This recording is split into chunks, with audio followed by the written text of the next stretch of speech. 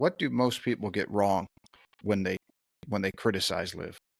I That think you the wish you could biggest grab thing, them and shake them and say, no, that's not true. yeah, when they talk about guys not caring because they signed for a zillion dollars and you're out there doing whatever, and that's the one thing that drove me nuts in the beginning. They talk to me and be like, well, I mean, there was a few weeks where I beat some big names. I beat DJ, I beat Brooks one week, whatever, and they're like, well, they don't care anymore. I'm like, no, they care. Like, you Yeah. don't just show up. You're not a high level athlete. You don't just show up and say, oh, I'm just gonna half ass it this week.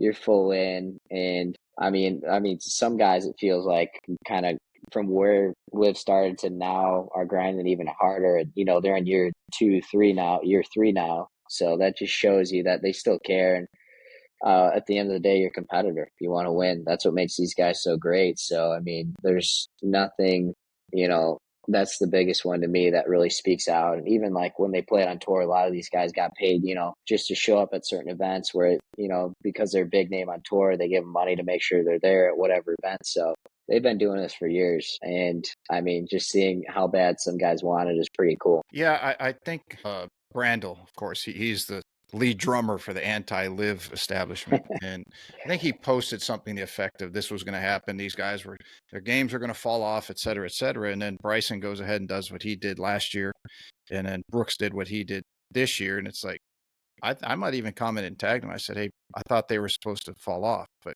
and to your point, my response was also said that you can't take somebody who's been a competitor and then been a competitor at the highest level their entire life and just hit a switch and that shuts off. I don't care how much money you give them, because the goal isn't the money. It was never the money.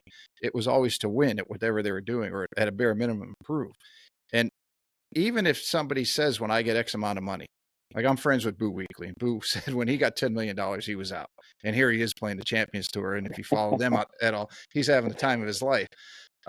So it wasn't the money. It was the competition and the desire to improve, and wanting to compete against other people at that level. So it's like, this is somebody's DNA, and now it's been their DNA for 20, 30 years, 40 years, for 50 for the guys like Boo.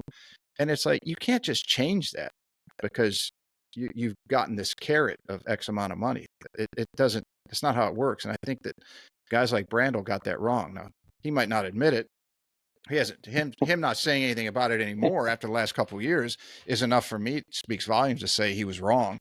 I don't think he's going to come out and say that, but I agree with you. I mean, that's why I asked you. You saw it from the inside, to where you and all these guys are working your ass off, and for someone to say, "Oh, they're just going to take the money and they're not going to compete anymore." Yeah, well, that's not how it works. Yeah, absolutely. I mean, I remember too, like even in the locker room setting, you see some guys have a bad week and just go ballistic in the locker room and smash half of their bag in. Like it still happens on Live. I mean, I'm not gonna say who's done what, but I've seen some guys break their full set of irons in the locker room and just Wow. walk out, and they don't sit there scrolling through the leaderboard and going, "Oh, I finished in 38th this week. At least I made $130,000." They don't say that. They want to be up there at the top of the leaderboard, whether no matter what age, who it is, everyone wants to win. Yeah, exactly. I'd have to assume that comments like that, and I'm not an anti-Brandel guy. I think his stance on Live can be skewed a lot of the time. But I don't think he's bad for golf. I think he at least speaks his mind. I have a lot of respect for that. I would rather have somebody speak their mind. In fact, I classify him as somewhat, Johnny Miller spoke his mind. Uh, Dick Vitale in basketball, he was not a cookie cutter type announcer. So I have a lot of respect for Brandel like that. But I would have to imagine that some of the words that came from that side of the argument that would really piss a lot of guys off that were on Live.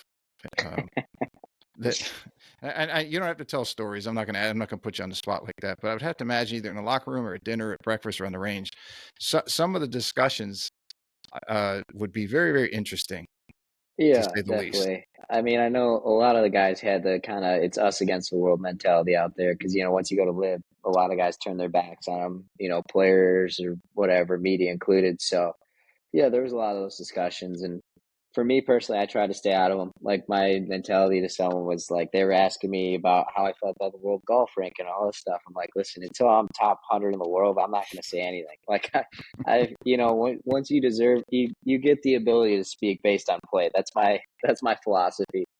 So when someone hands Rory or Mike or Brooks, Dustin, whoever, I'm like, yeah, they have the ability to speak. A guy like me, I just go with the flow. Once I start winning tournaments, that's when I'll speak up. But right now, I was happy to be there and just enjoying the ride.